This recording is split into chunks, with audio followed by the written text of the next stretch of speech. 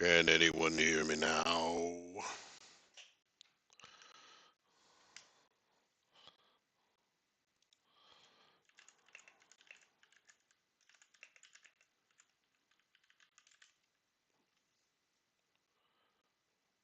Hello, hello, hello, hello, hello, hello. Mic aux active. 10-4. All right, good. Yes, excellent. All right, so we're in business. I will not pretend to be an expert at this particular setup. I'm still not. I don't do this enough to be good at it, but at least I know more or less what these things do. So now I just need to turn that off. Sorry.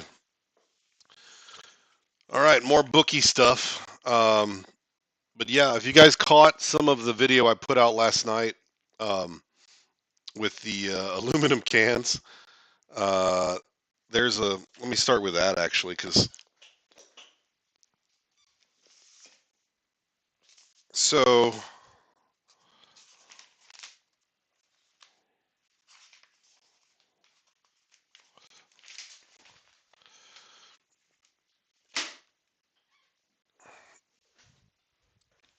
all right, and you guys can hear me, right?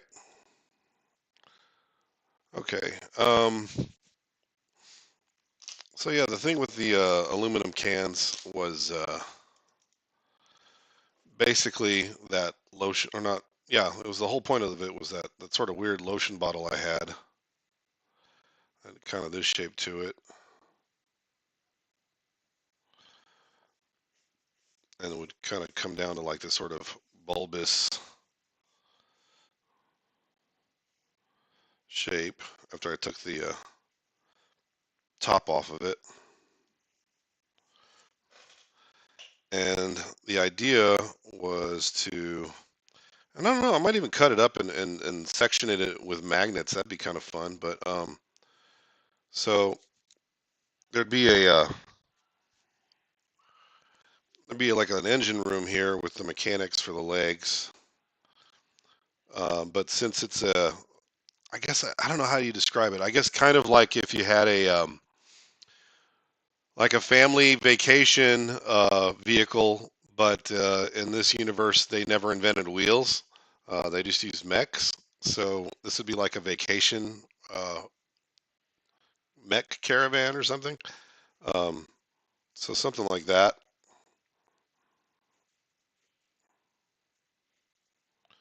You know, there'd be one leg and then another leg over here.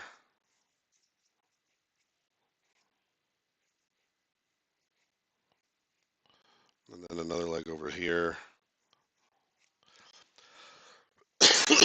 And so a person would stand about maybe this tall. So there'd be some railing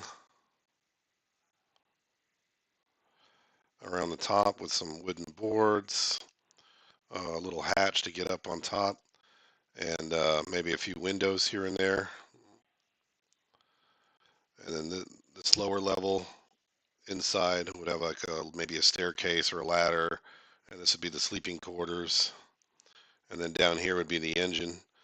But I figure if you're doing something with an engine, assuming it follows the same kind of ideas about technology with combustible engines that we do here now, it's going to need air. So it'd have to have like some kind of air scoop on it, like a big ventilation scoop, right? Like a snorkel, because this thing's going to traverse water and ravines and stuff. So it'd need a snorkel, and then it would probably need some kind of really long exhaust that came all the way across the top. So this thing could almost go submerged if it needed to. Maybe put a little thing like a submarine where they've got the little. I think that'd be cool. So then this would be just the exhaust that came out over there. Something like that. Da, da, da, da, da. Yeah, going straight for the walkers, exactly. Wow, that does not look good on the screen. Um, is it not streaming? There we go. I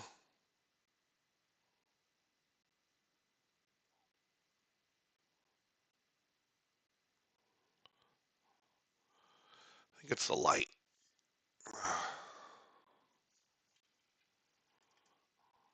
Maybe too much light, not enough light.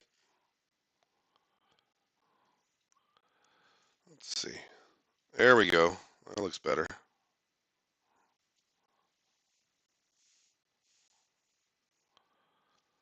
All right. Can you guys see the screen now with what I drew? So this is that kind of um, upside down um, lotion bottle I had. That looks like this. This is the idea for it. But I thought if it's like if it's not, I wanted to make it something that's not like necessarily military.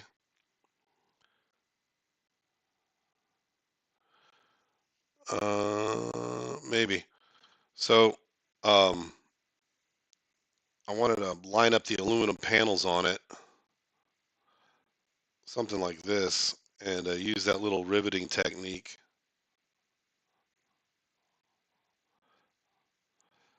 I was showing you with the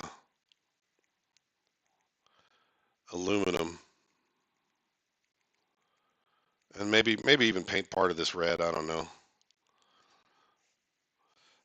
The trick, and here's the thing I'm kind of running into is maybe the I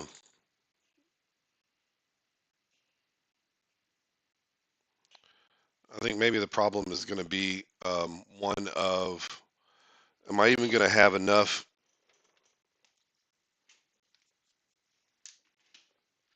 Let's see if this thing's still on.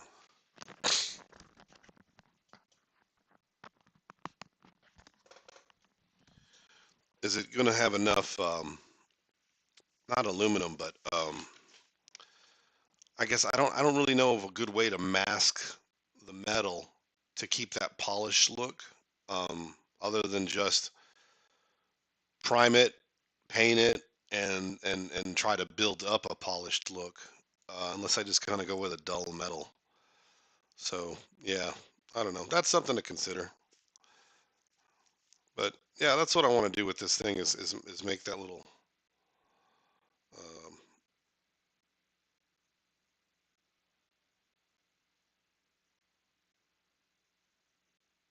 mobile tower.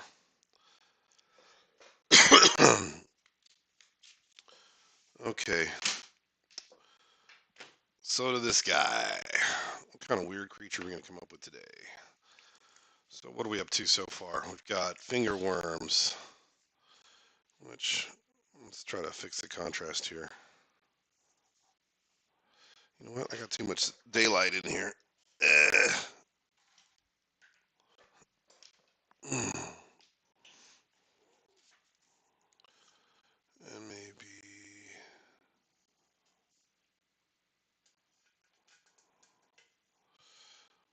I don't know why this camera is so difficult to get the exposure right for. It's like next to impossible. You know what? How about this? Oh, huh. That actually looks pretty good. Can you guys see that? Is that better? So the light was actually making it worse, ironically, because I can barely see what I'm doing without it. That's cool. I'm used to drawing blind anyway.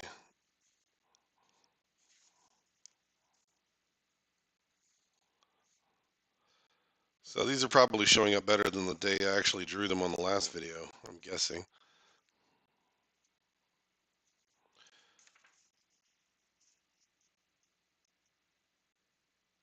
All right, so this is where it's going to get kind of interesting. I got to figure out a way to for you to see and for me to see.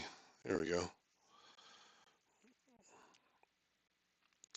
So what's today's creature?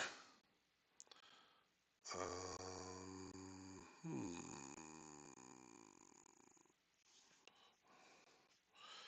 We've done a plant. We've done a worm. Let's do something fuzzy. We'll do like a fuzzy rodent. That's a little more than it seems.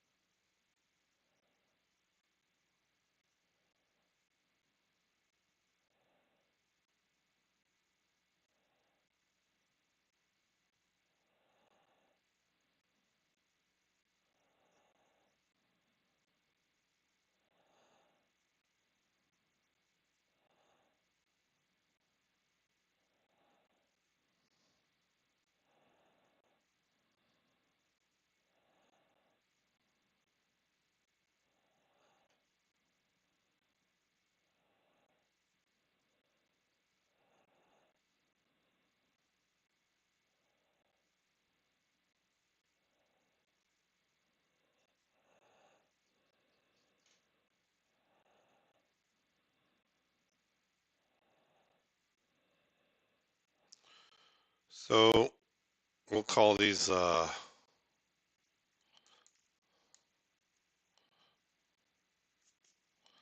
a good word for these? Let's see. What would they be?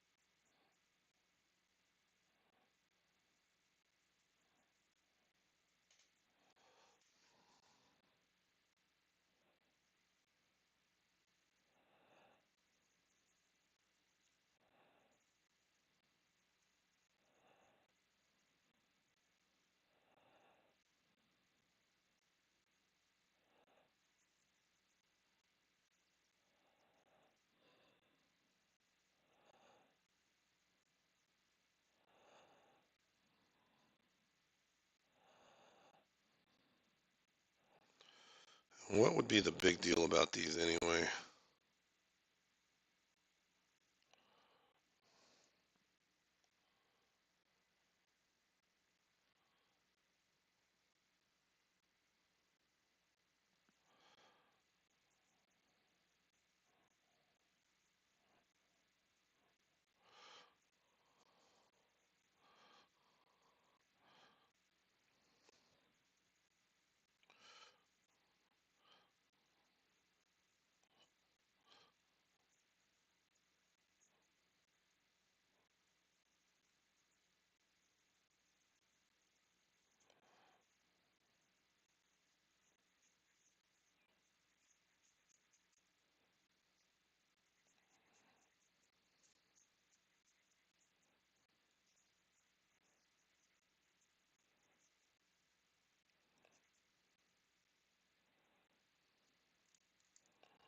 All right, let's do this.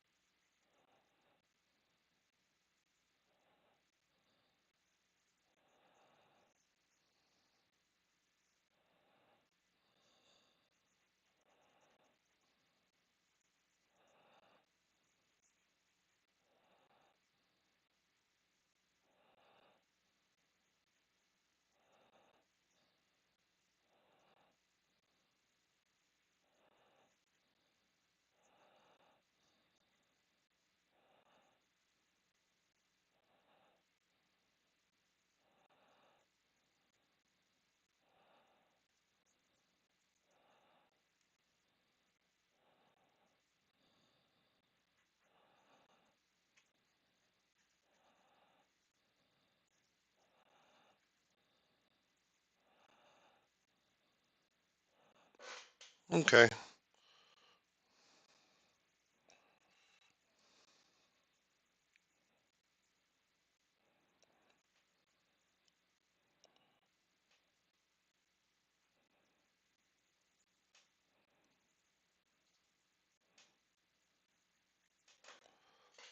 We'll call it a.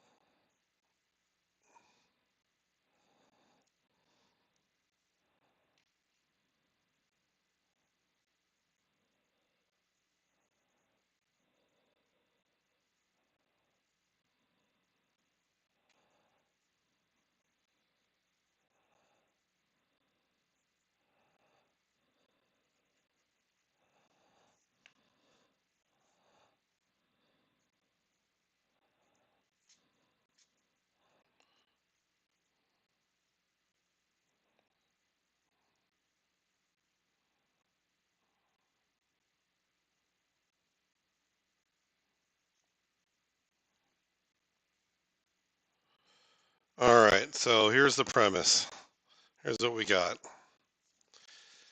The cute little fox that you just want to love and cuddle and pet and take home as a, uh, you know, little buddy. I'd say they're roughly the size of slightly larger than a house cat. They're very intelligent. They have opposable thumbs. Who wouldn't want one? And they have two big, fluffy, pretty tails. Um, Otherwise harmless. Each tail at the end of a long, bony structure, because it's a prehensile tail, which can move like a monkey's tail, so they can wrap around things like branches and objects. The end of every tail is a poison, bony poison stinger that releases a neurotoxin. So they can attack you like a scorpion, but with two tails at once. And just petting their tail or trying to grab their tail will make your hand drag across the extent of it and get stung by this thing. So even if you try to chase it or grab it by the tail, it'll likely kill you. That sounds like fun. Always love cute things that have the potential for something horrible.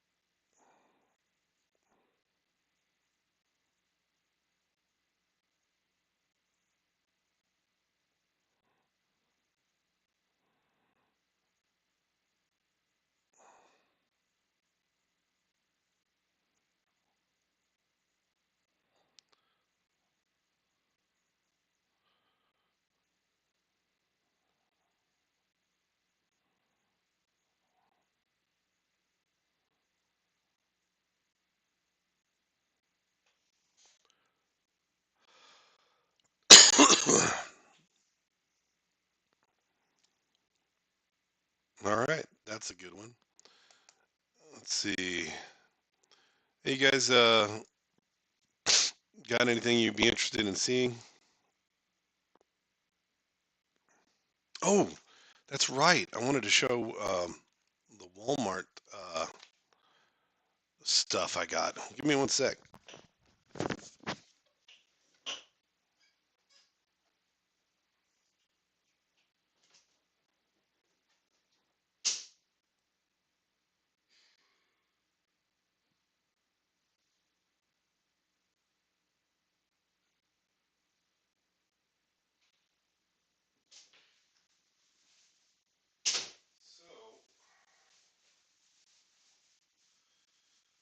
this is yesterday's score.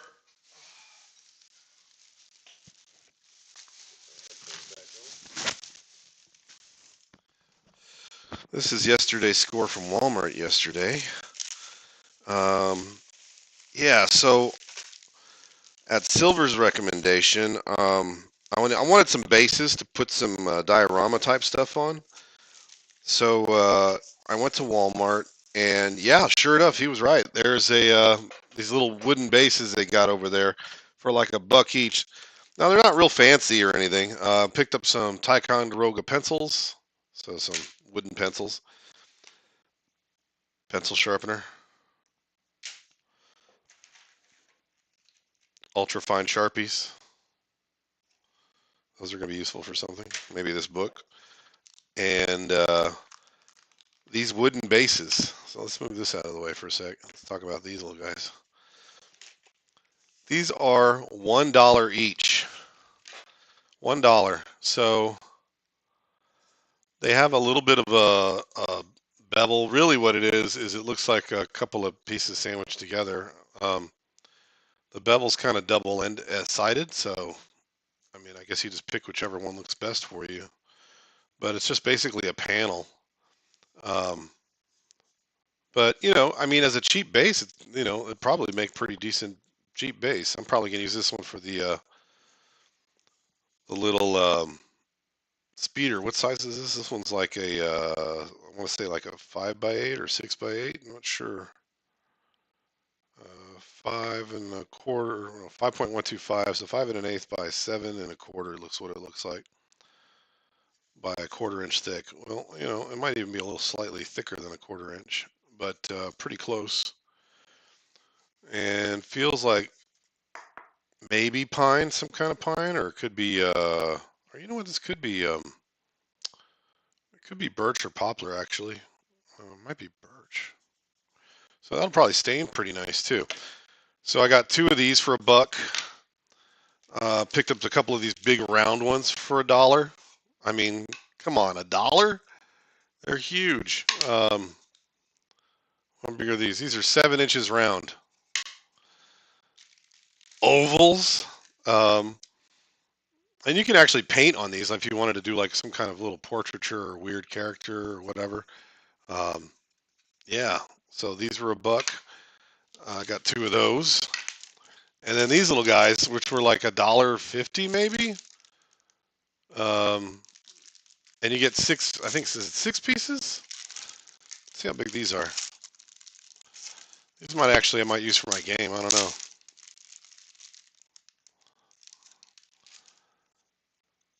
So it looks like about maybe a 1/16 of an inch thick piece of wood. Pretty solid. Not too shabby. Let's see if I get some light on it. Too much light. Yeah, the light is not our friend today. Forgive me. Let's get that out of the way. So, yeah, pretty cool. And then the last thing I got, which is a total fluke, was I started looking at the buttons and the beads, and I thought, there's got to be something cool in here. So these were $5. These were in the button section. They don't look anything like buttons I've ever seen, but I see some of them have some holes in them. But yeah, look at this. How cool is that? I haven't even opened them yet. Let's take a look at what they got. Looks like they open up this way. Oh, there we go. There's a little slide right there. Okay.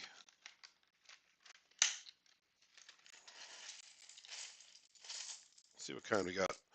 So this is about $5 and some change. You get an assortment of these kind of cool looking gears. They feel like a kind of a pretty decent rigid plastic or resin like material. Some gears like that. These are going to be fun. This one's kind of cool. I mean, it's really specific, but still, it's a heart shape with a bunch of gears in it. Yeah, I thought these were kind of neat. There's some different sizes in here.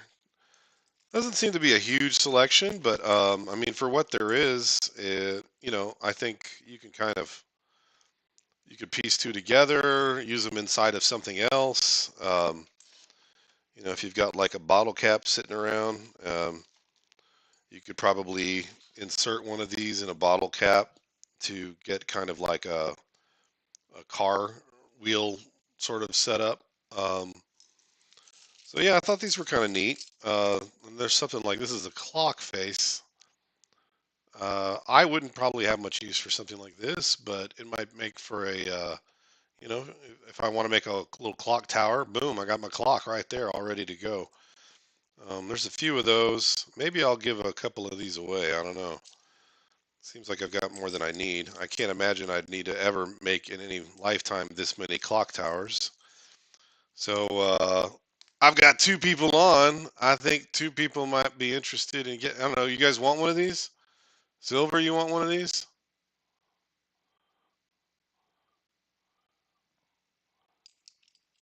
All right. Anybody want this clock tower watch face thing? Well, we'll see what happens. I'll just put these aside. But yeah, I thought that was kind of cool. We'll see when I get around to using them. Maybe I'll use them on something. I'm not real big on too much on using a lot of prefabricated stuff, I guess. But I don't know. I mean, there's certain projects I think that would call for it. Why not? If you're in a hurry, you don't want to build something. There's something that fits the bill. Just use it, right? It's kind of what making stuff out of junk is all about. You don't have to go through the trouble of making like every single little detail. You've got a nice foundation to build from. So I just thought I'd share that. That was kind of something fun I did yesterday. Got some weird doodads and all these cool little wooden bases, which I'm sure I'm going to be able to use for something cool pretty soon.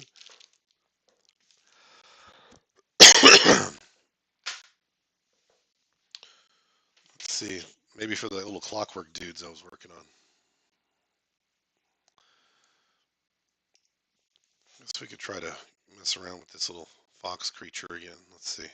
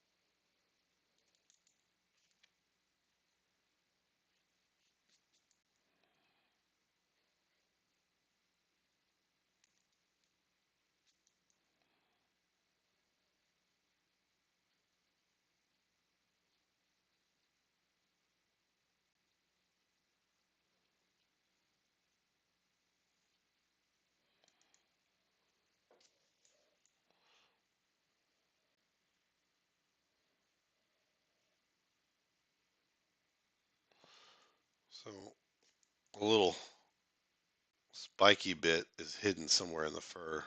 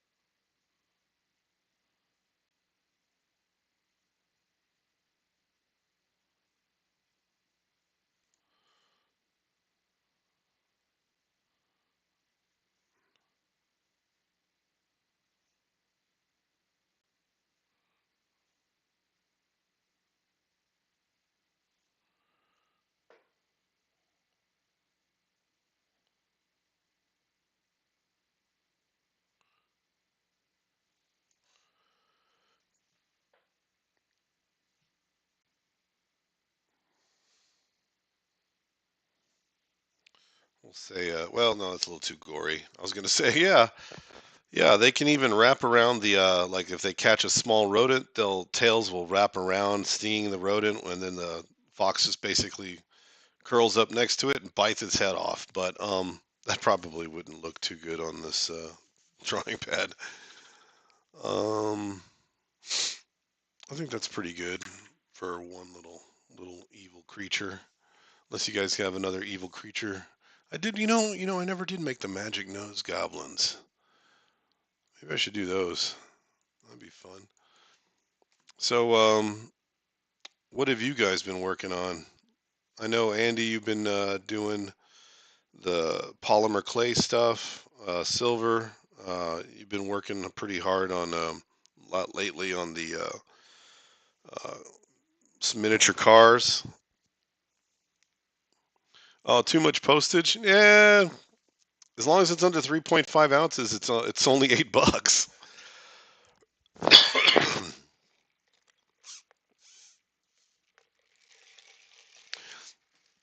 I still have to get myself a new scale. I don't know what happened to the old one. We had a scale that could weigh that.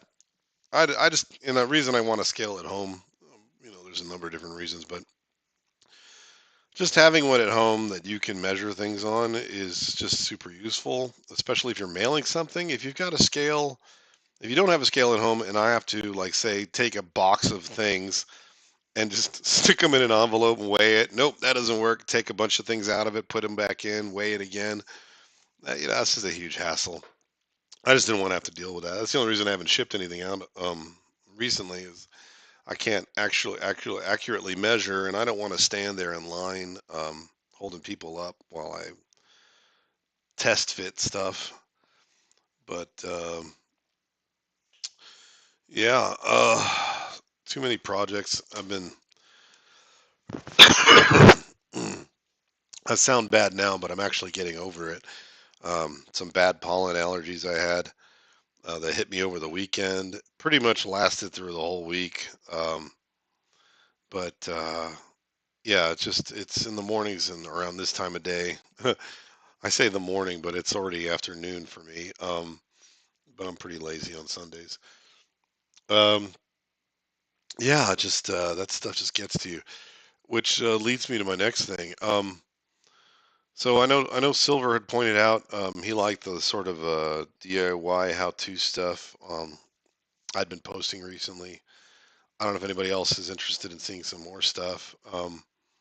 I did want to do a little sculpting video with some green stuff, and maybe I might do that for the next live video. But I just haven't decided what I want to do yet. Um, I'm just trying to finish up my plan to finish stuff up this um, over the next month. I want to finish the geisha. I want to finish the uh, pod racer.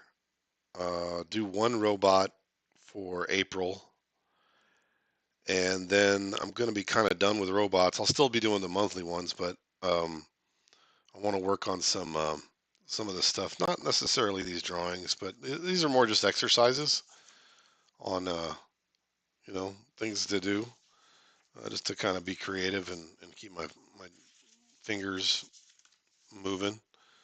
Um, but yeah, I'd like to make some more stuff. Also for the game, I'm still looking at how to do that, um, how to put that game together. So let me grab that again.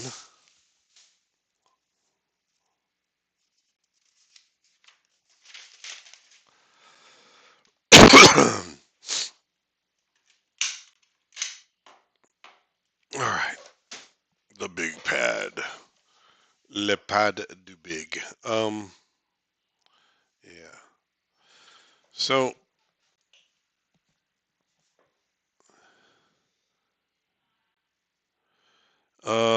answer your question.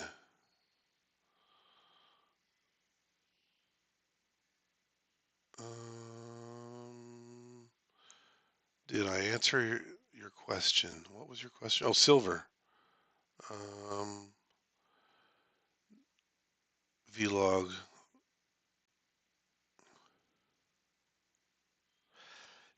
Actually, silver. I thought about that. I think it'd be fun to do some kind of video chat kind of doohickey. I'm not really ready for that myself just yet.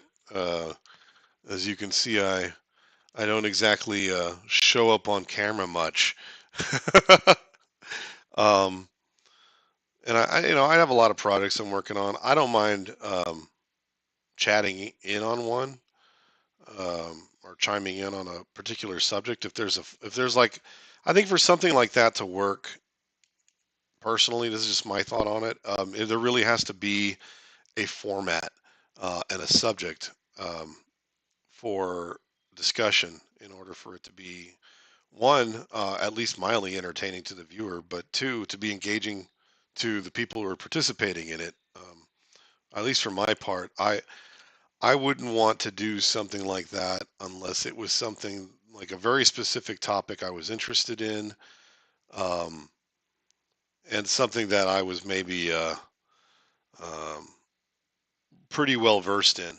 So that would mean that either I would be a subject matter expert talking about a particular subject and answering questions or interacting with other people that have the same familiarity I do, or um, I would want there to be someone who's involved in that conversation that is more of an expert than me to make it engaging for me, to have a discussion about whatever that subject is. So if you wanted to talk about like, uh, you know, let's say electromagnetic railguns, or that technology, I'm no expert. I understand how it works. I know what it is. But if you had somebody talking about that, I'd be like, yeah, I'm there. Motorcycles, I'm real big on that. For hobby stuff, uh, like I said, there'd have to be a real specific, like what are the trends in the hobby realm, or the spectrum of these sort of online creators that have been popping up all over the place, myself included. I mean, I'm new to this. I'm completely new to this, but you do see trends. So yeah, I mean, that's just my take on it. That's up to you guys. I think I'd probably sit out on that for a while until I felt comfortable with this whole format in general. I mean, I know I'm cranking out videos like left and right, but it's just a pair of hands. It's just a pair of hands.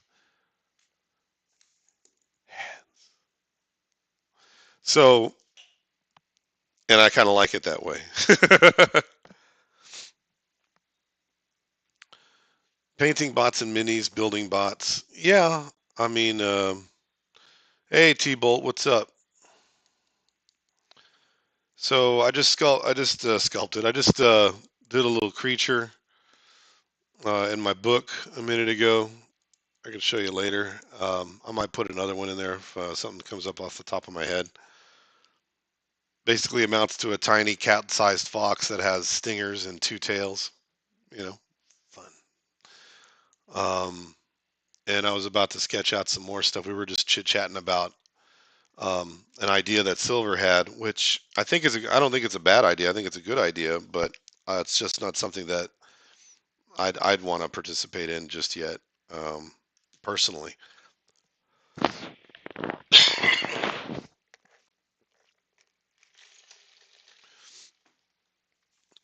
I don't know what. It's interesting too because I don't know what drives some people to put themselves out in front of the camera, and others not. There's examples like the Craftsman, Studson Studio. I think Boily, Hobby Time, and some others. They you don't see them in front of the camera.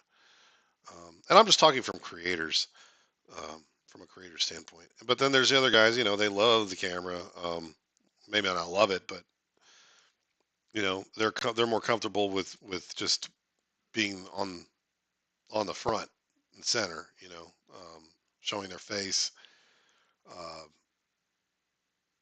I have a full-time job that I work at, and I have other responsibilities outside of this hobby. So I like to keep it pretty much down to my hands. But anyway, yeah. What are we good at? What does that even mean? Uh, is that like a saying? What are we good at? Like, how's it going, or what can I do you for? Or are you literally asking the question? I'm not familiar with that.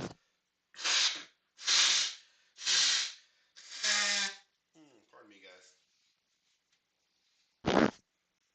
I'm just wondering if what are we good at is an actual question, or if that's more of a colloquialism.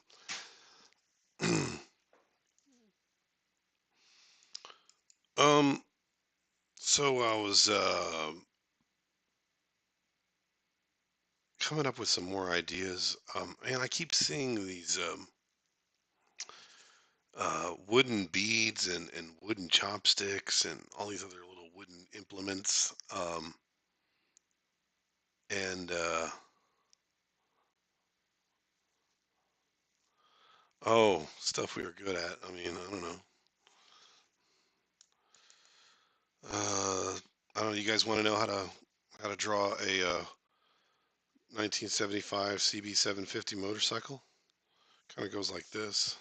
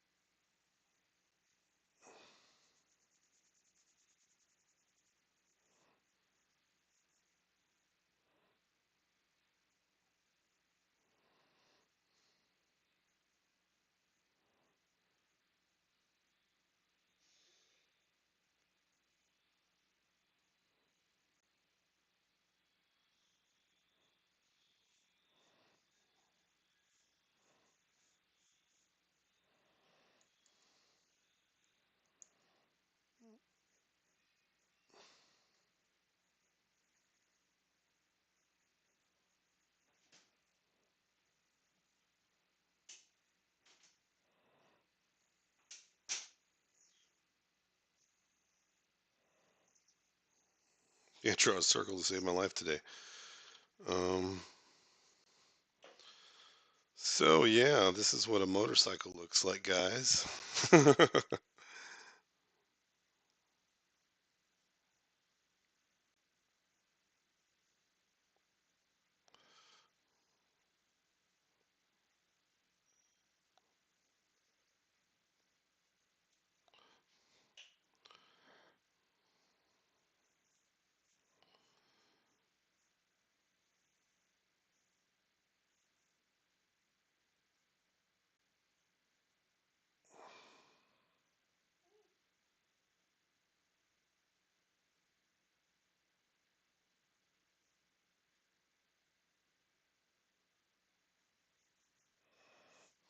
Let's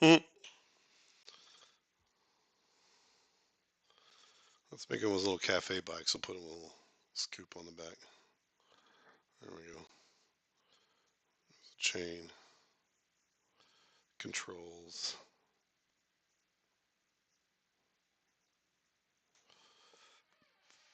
Ta-da!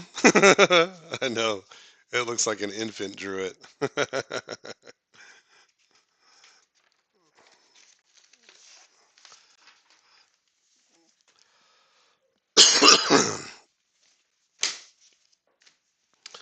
You know what's always fun is like some bioorganic armor kind of doohickey stuff. That's always kind of a actually, I've been kind of trying to come up with a hedge design for the robot I was working on for the OMC, and I keep going back to this kind of like long, sleek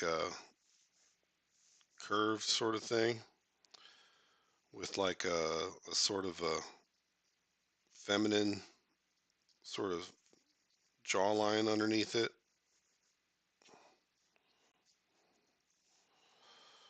I haven't figured it out yet.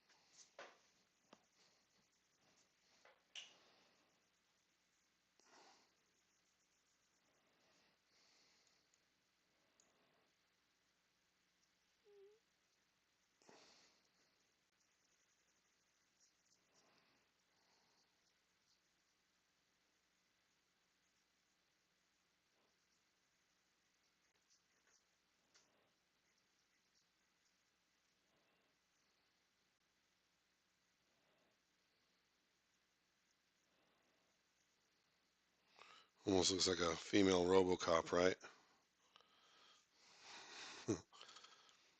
But I wanted to kind of get that invoke this sort of like old school, maybe race car look, but only it was a this is a mecha. I know it doesn't look like a mecha at all, but I could put some sort of machine elements in it to kind of give it more of a mechanical look.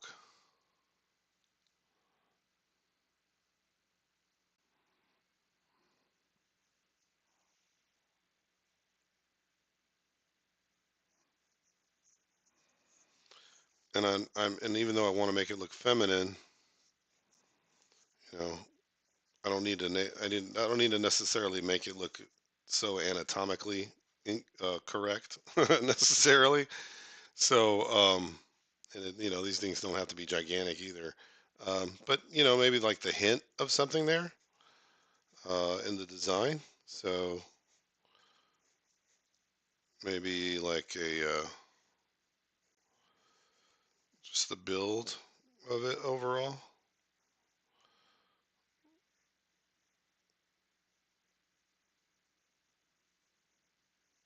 I think the cockpit was going to be something like up here. So, and I might make this less obviously human and make it a little cleaner to kind of give it more of a machine or synthetic look than just this sort of like what could be a person in armor. Um, I still want to do the pistons or the sort of engine element that sticks out of the back, and then the arms pretty long.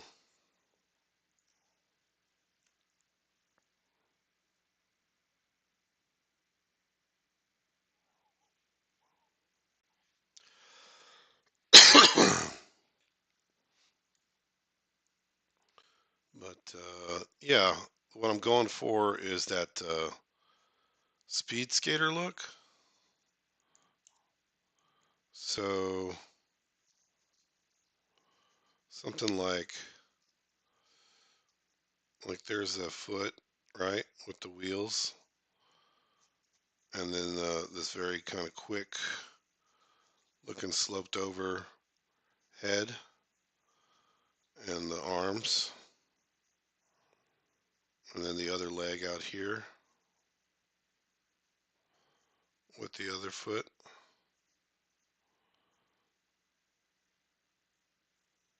So I think this would be something like that.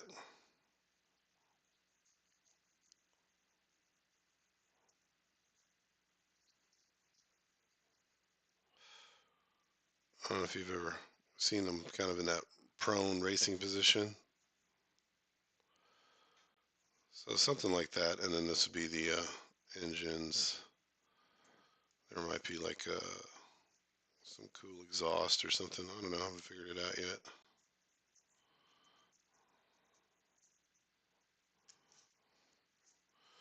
But I did want to do something with the arm, like the forearm was going to have. So like, let's say this is an arm.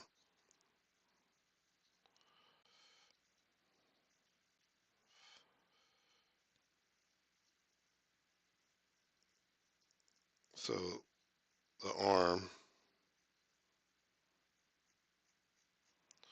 would be something shaped like this, with the hands kind of in this little cupped position.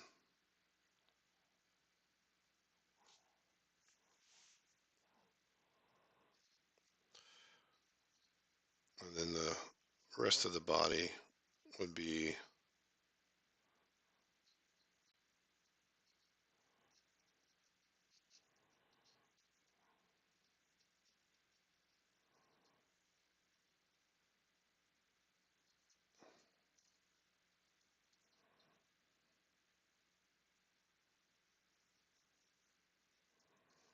a little more sleek.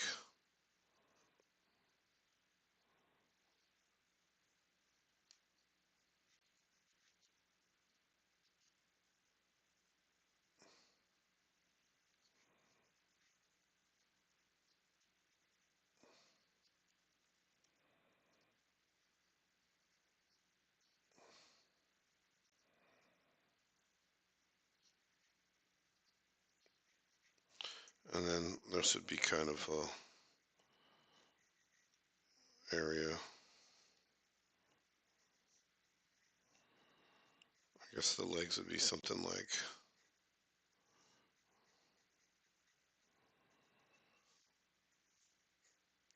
this would be in kind of a pod.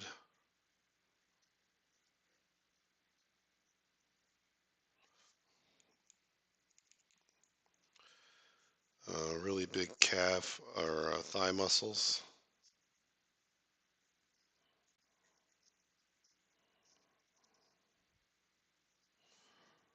with like kind of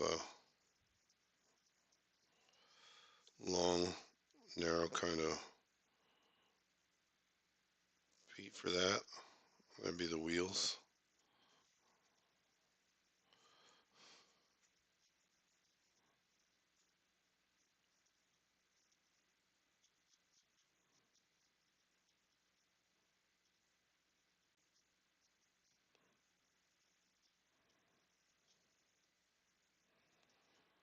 And maybe like some shocks integrated into here.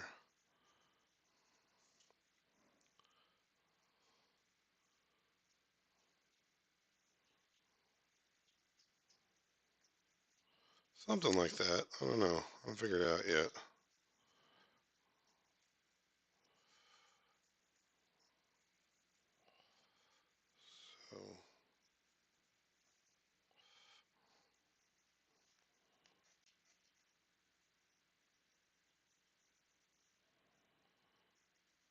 So there'd be like vents for air intakes on both sides. So I guess this would be something like the air intakes here would be something like maybe some kind of open air channel. Scoop it in.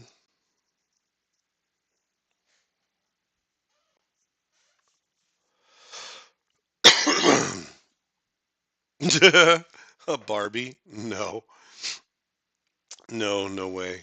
Uh, Everything's going to be built from scratch. Um, in fact, the body I was talking about for the torso section, um, once I figure out how I want the shape, overall shape to be, I'm actually just going to make a roll cage underneath of sorts, like you would in a car, with all kinds of points of articulation and some sections on it where there's magnets.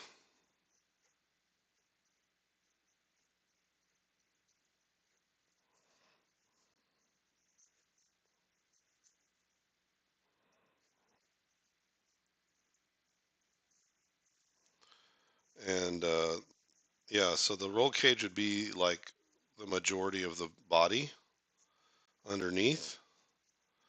And then on top of that, you'd get kind of like a frame. So I want this thing to really look like a mech, not just some Barbie doll that somebody glued a bunch of stuff to. I've seen that. I don't have anything against that. I think that's cute. Um, but yeah, I mean, yeah, it does kind of lend itself towards a long-legged, sleek figure that's very feminine in the most massive chauvinistic terms. But no, I'm not doing a Barbie just because that's just not my thing. Like I said, I've seen stuff like that. They're cute. Um, but I'm basically building it from scratch. That's why I said I don't want this thing to get too human looking. Um, but at the same time, I do want to have that kind of, the whole thing with the old race cars was they always referred to them as in the feminine uh, descriptor. Um, but yeah, it's going to be like a wireframe uh, roll cage underneath where I've got all the different components like fuel, sections of the cockpit underneath, inside here. There might be hard points, and then there's going to be little areas where there's magnets attached at different areas. And then what I'm going to do is attach the frame of the body, which in this case would be something like this, and that's going to have magnets on it also that attach to these points. And that's where how it'll be built up basically is so I can have the whole figure, with. Oh, by the way, my wife found this really cool. It's like some kind of. I have to go to CVS and find it. It's like a little Easter bunny or Easter thing for $2 or $3. But what it basically amounts to is like it's an egg, and it's about this big, you know, egg sized, and when you turn it on, it has this spinning whirly thing with a multicolored LED, and I thought, holy crap, that's what I've been looking for because I've been wanting to put something in the middle that's not very visible, but you've got cracks in the venting and stuff where you can see like the basically what amounts to the generator or the reactor core or whatever of the robot. So I thought, oh, that'd be cool if I had some light effects. And this thing actually spins around.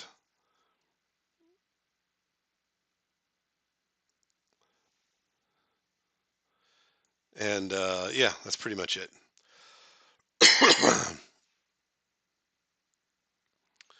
uh, what you saw had like a red ball in its belly. What are you referring to, Sarah?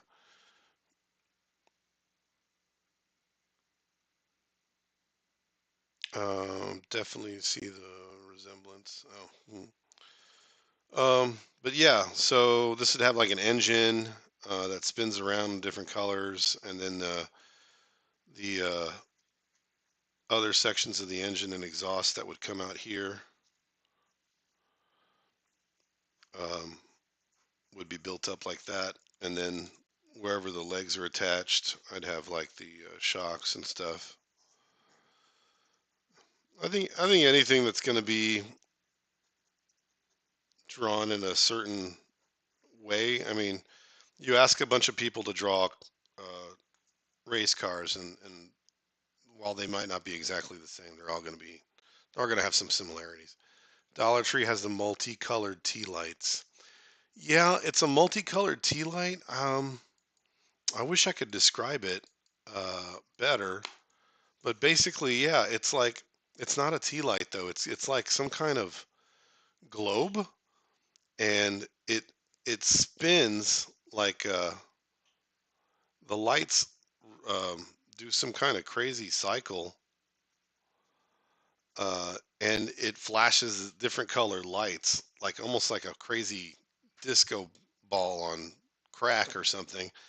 But I thought, man, I'd just take that thing apart and then mount it in here and just flip a switch and call it a generator. Boom, done. One of the other ideas early on I had, and I still haven't figured out if I want to try it or not, because it would take a lot. Well, I guess I could experiment. It would take a lot of time to set up, but that was putting a bunch of little monofilament wires in here, basically like fishing line, like a thick fishing line, to kind of get a uh, fiber optic look, um, and basically bind a bunch of these um, transparent lines together to kind of make a sort of synthetic muscle tissue. Yeah. The other thing was is building a frame for the torso and the legs to attach to. Um, I do also want to make it kind of posable in kind of the way a robot is posable. But yeah, like I said, the arms are going to be something along the lines of like here's the upper arm, here's the shoulder, elbow, shoulder, and then with a shell that gets kind of mounted around it to kind of make the overall. So there's going to be an underlying frame that looks like a robot in every way, shape, and form that you would consider a robot. But then underneath that, I mean, layered on top of that are going to be these curvy panels that give it a more humanoid sort of shape. So I don't know if that explains it well enough, but yeah.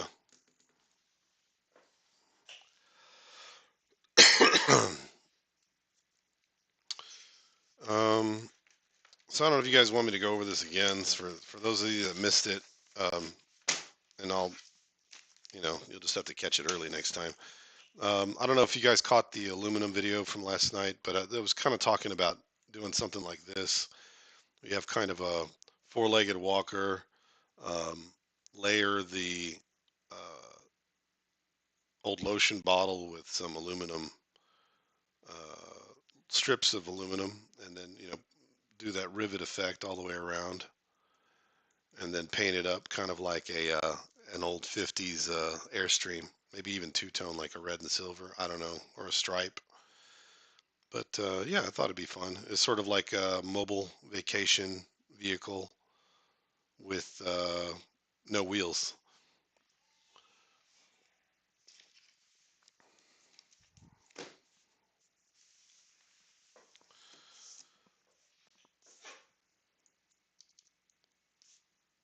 So some other things I've been wanting to do is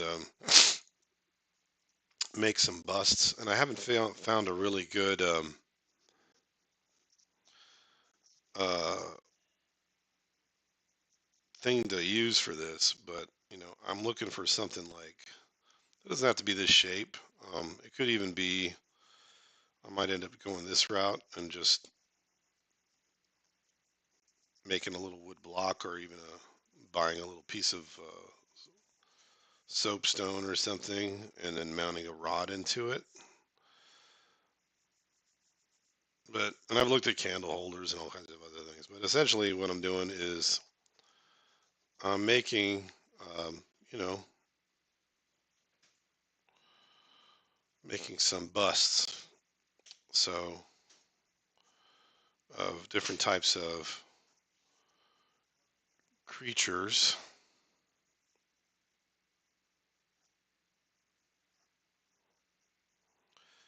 So what that amounts to is I'd be, and probably around this scale too, um,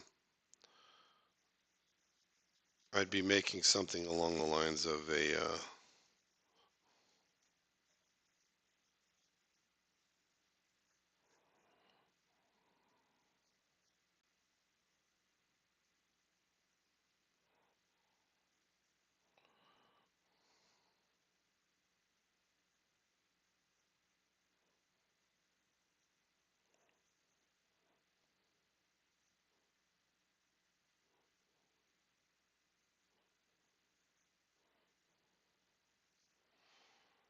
you know, just weird creatures with like random stuff attached to them. Not necessarily this, but that's just the first thing I thought of.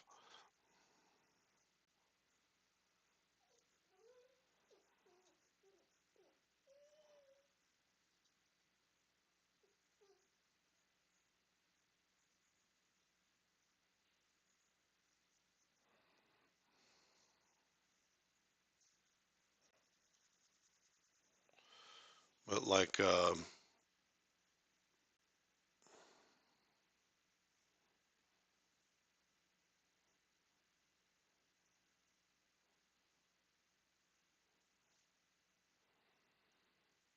just some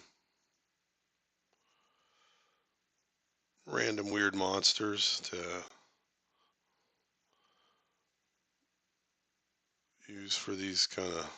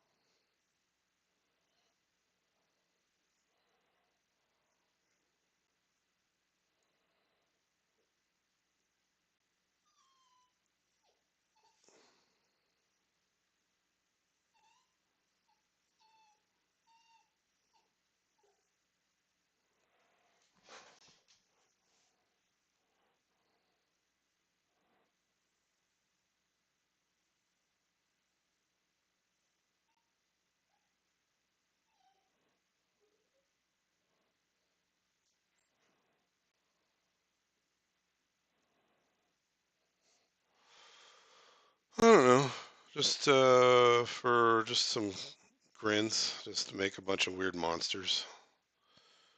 Um, you know, weird aliens that just don't have any rhyme or reason.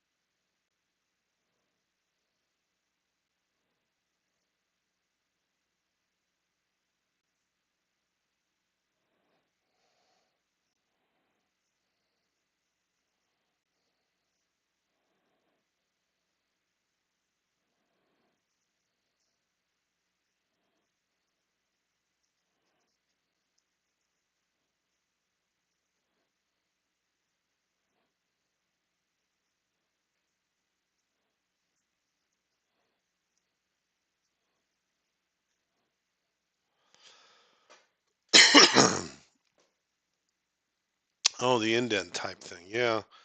Um, there was a couple other pieces of aluminum I messed with before that for another video, but it wasn't kind of going the way I wanted. There's a video I actually did the aluminum video once before about 3 or 4 weeks ago, and it was, I don't know, it just wasn't in the mood, and I didn't finish everything. I even attempted to make that breastplate thing I was showing you guys. Hey, Quijin, how's it going? Um, but yeah, I think there was one piece that was kind of like I started to make a teardrop version of it, but it was basically something that amounted to like this, like an oval.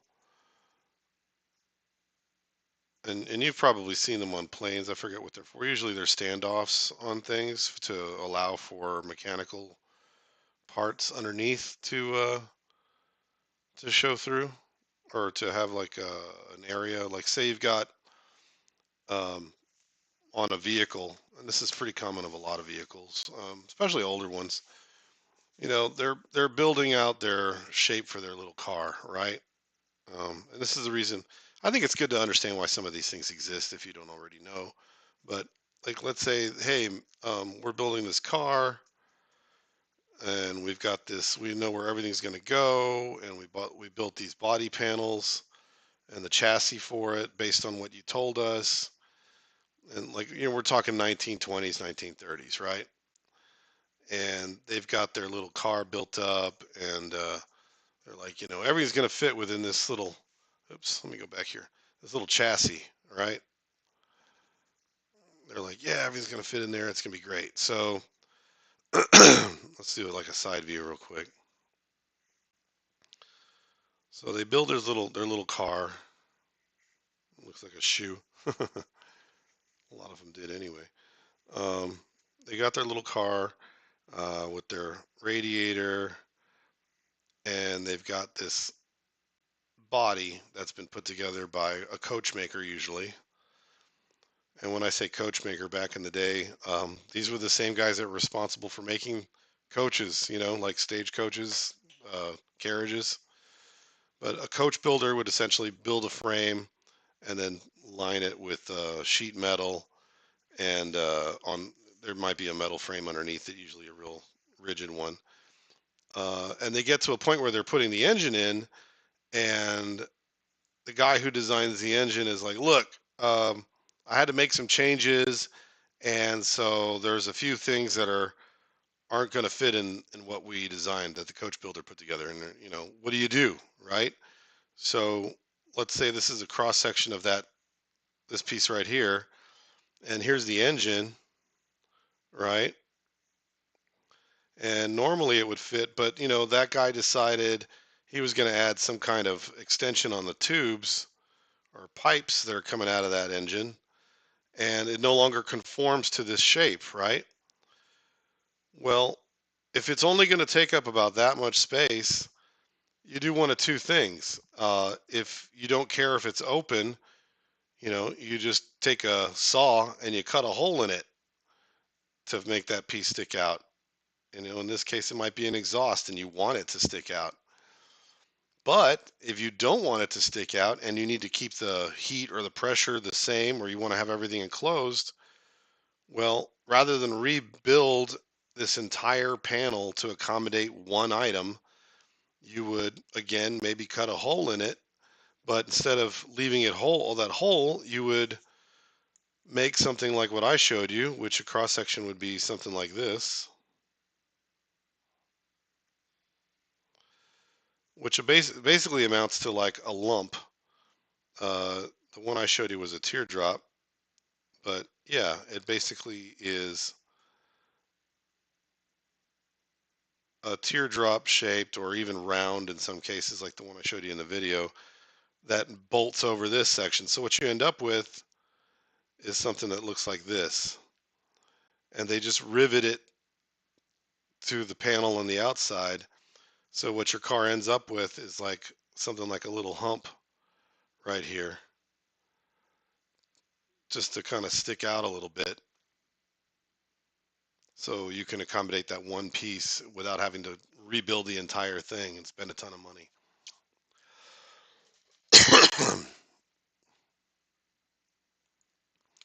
Has my video been showing at all? I wonder. Oh, yeah, duh. Here we go. I don't know where I was. I was trying to pay attention on my end and totally lost track. All right. Well, anyway, so yeah, that would be one reason for something like this, and why you see it on a lot of old planes, especially old World War One, World War Two planes. World War Two in particular, they used a lot more sheet metal. World War One, they used a lot more fabrics. I can't even imagine flying in a plane that essentially has less metal than my car on it, where everything's made out of the same material as a tent. Um, yeah, so this is kind of the plan: is sculpt some little creatures and monsters um, out of different stuff. I had also originally, when I started all of this, was I was going to do a quick how-to make a creature with EVA foam and foam clay, like that blue Hinox I made, and I just kind of got sidetracked on a bunch of other little things. So that's something else I'd like to do. I'm not going to go at the same scale as the Molduga or the Hinox or the other ones, but I'm guessing probably something about, um, yeah, the size of my hand. This looks like about, I think from here to here is probably about 7 or 8 inches. But um, yeah, something about that size. Um, I think that would work. Um, and just, a static object, maybe, just kind of build the frame out of the foam, EVA foam with the glue, like I was showing you guys.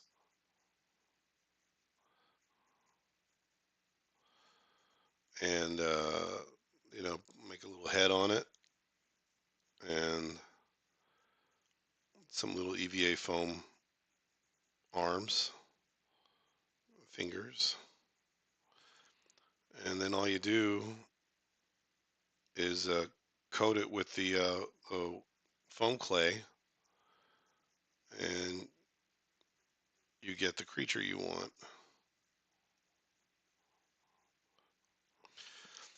Um, I got to watching some quick videos on The Thing, John Carpenter's The Thing the other day, since Silver was talking about it and making the head creature.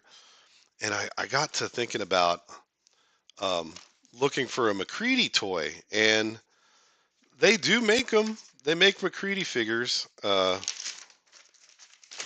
they're really realistic ones. And I kind of wanted something like a real basic, almost like a Funko Pop one. So I thought, how fun would it be to have like a McCready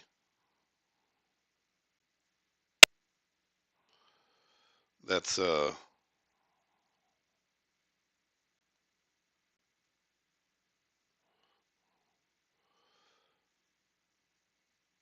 just a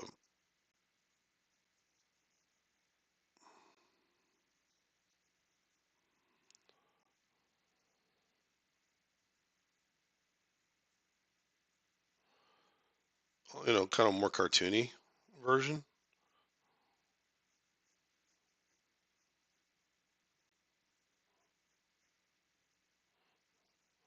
See if I remember what his costume was like. I think it was like that bomber jacket with the real big pockets in the front.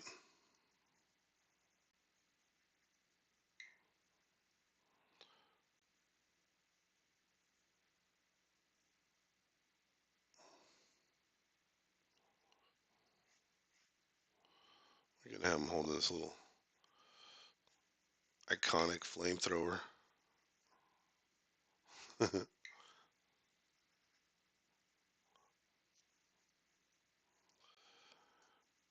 if you don't know who McCready is, Um, well, first you gotta go back and watch the thing. But McCready is the character that Kurt Russell plays in the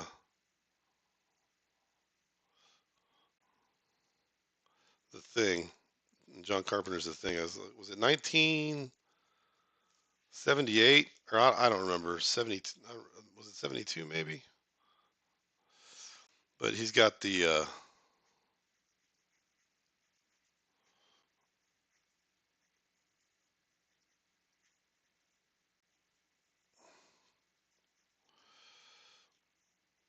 flamethrower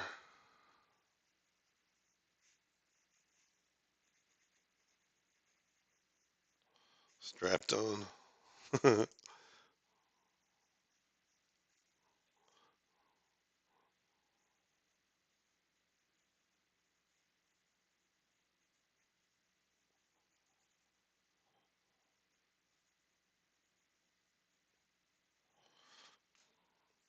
Thought that'd be fun. Whoa! What happened to the screen? Oh, okay, that's just me.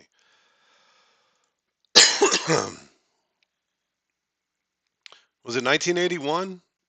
1982. Okay, yeah. That sounds right. I knew it was late 70s, early 80s, something like that. Whatever. Whatever. Get it right.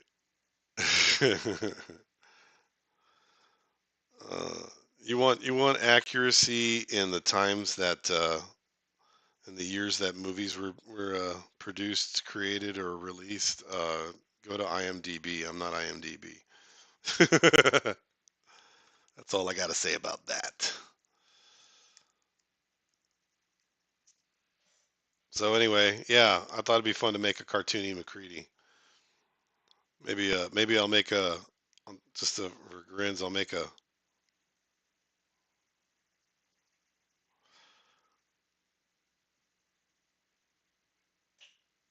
cartoony a cartoony thing creature too while I'm at it. These are his goggles. His goggles. Anywho, so how long have I been on? It looks like, well, I've already been on about an hour and a half. I don't know if I got anything interesting done, but yeah. I guess if you guys have any questions, this would be the time to ask. Yeah, that's fine. That's fine, Silver. I'm just messing with you anyway. I'm very good at sounding serious. Maybe that's one of my special superpowers. Yes, yes. We could do some accents. I'm really terrible at them. I think I do a really bad Scottish accent if anybody wants to hear that. Can you not hear my voice? That's bad, right? Uh, this is a pen. You use it to draw circles, boxes, triangles. Never mind, that was that bad. Last one was bad. Anyway, if nobody's got anything else, anybody got questions about any of the stuff I've shown you in the last 48 hours, 48 minutes, or 48 weeks? Will it have moving parts for the figure? Quidgen, which one are you talking about? The McCready or the OMC bot? Or do you mean like my little figures that I'm making for the game? I will allow you some time to write and respond since I know there's a delay. Just appreciate. Don't hate, just appreciate. Yeah, my wife loves that, saying that. She's far more clever than me, though. Like both. Well, the OMC bot for sure is going to be posable. I'm going to try my best. Right now, I'm looking at a Chicago bolt setup.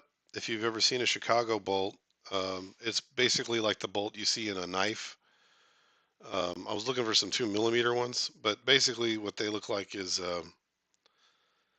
it's a shaft kind of deal like this, and this part of it's threaded on the inside, and then there's a screw that matches that with a kind of a nice flat section to it. And usually it's like a, could be a hex, or usually it's a flathead type of screw. But yeah, you've probably seen these. They've got what's nice about these is they have like a nice cylindrical kind of profile that's smooth, like a joint. So they would make a really good cross section, I think, and a good way to tighten down um, joint areas. So this would be the top section for the joint, and then the other section would be in here with that H, kind of like I showed you with the other part. So what you're looking at is one piece that looks like this, one piece that looks like this, and then the holes would be here, and then this Chicago bolt would run through there. So here and here. And then what you'd be able to do is, if you needed to,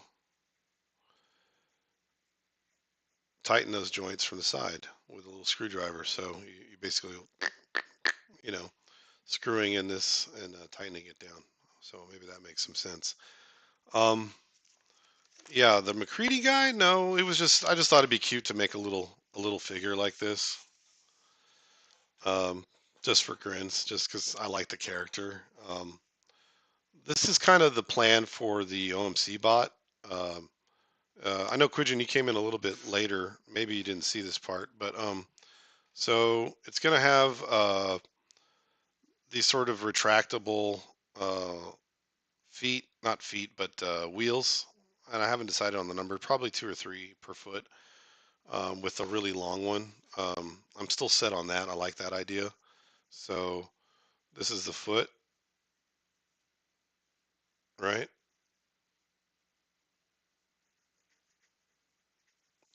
And behind it, there's a kind of an extension, and the driving wheel would be here. Uh, the other wheel would be normally like encased in here somewhere or act as a joint. I haven't decided if I want it to be encased inside the foot or be part of the foot, so that when it's in sort of like mobile mode or walking mode, it's just part of it. Or, anyway, the other wheel would come out kind of like this.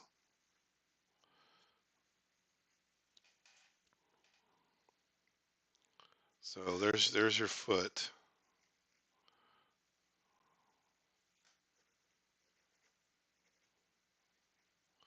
And then there's all this stuff that kind of gets attached to it. The other thing I talked about, because somebody mentioned this is kind of like Barbie doll shaped or something. Um, I'm not building on top of anything. Um, this is actually going to have a subframe. So there's going to be a tubular frame construction underneath for the most of the chassis, with the individual limbs attached to that, and then a kind of like a suspended reactor core around the abdomen area or abdominal area. Maybe not directly there, maybe further in, but yeah. So that's going to have a wireframe with panels made of styrene that attach by magnets to it. So there's going to be sections where you won't be able to take panels off, but there'll be enough panels you can take off to where you can see underneath. Sort of like if you had a car, like those old sports cars. Again, I always go back to sports cars because it's such an easy reference. But let's say you're looking at an old sports car, um, where you've got the engine But in this case, let's say it's one of those cars from the 60s, the body of the car is just one huge piece.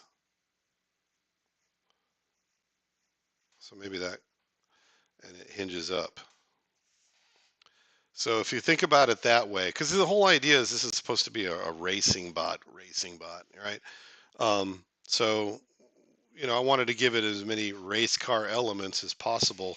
So having total access to any part of the interior of the car to repair, replace, having these sort of big bolts to remove entire limbs, you know,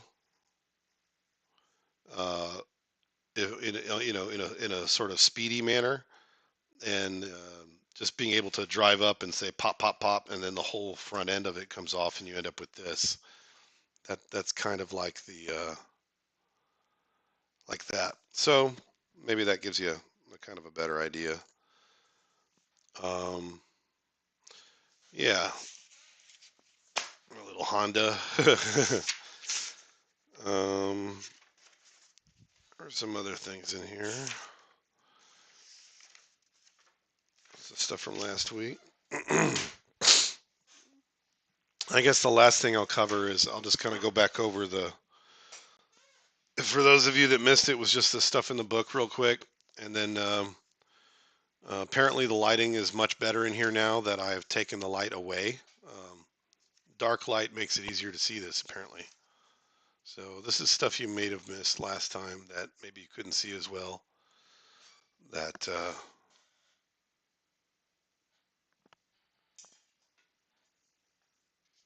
you can probably see a little bit better now.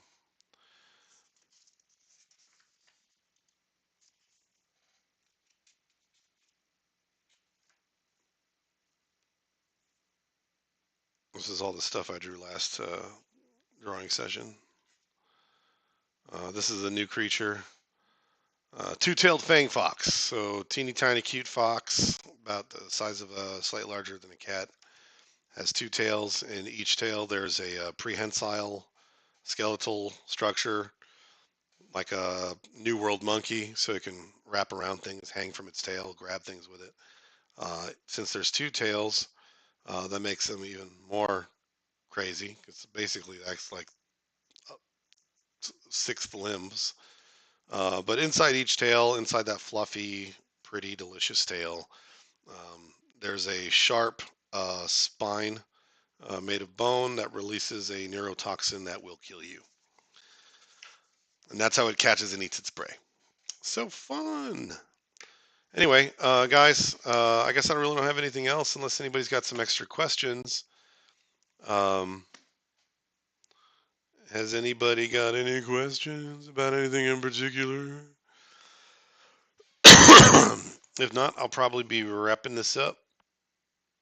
Again, I'll give you a couple of minutes. Did I miss anybody that might have asked something before?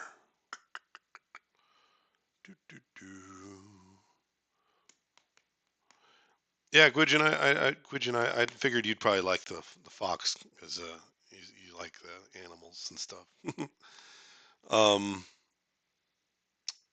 Well, all right, folks. I'm gonna go ahead and wrap it up. It's 2:48 my time. That means I've been on about an hour 48 minutes. I will catch you guys on the flip side. Hopefully, I'll have something more interesting to show you next few videos. But yeah, I got a lot of projects on the back burner I need to work on that I've been sort of putting off with vacation and everything. So we'll see you soon, and maybe can't see you.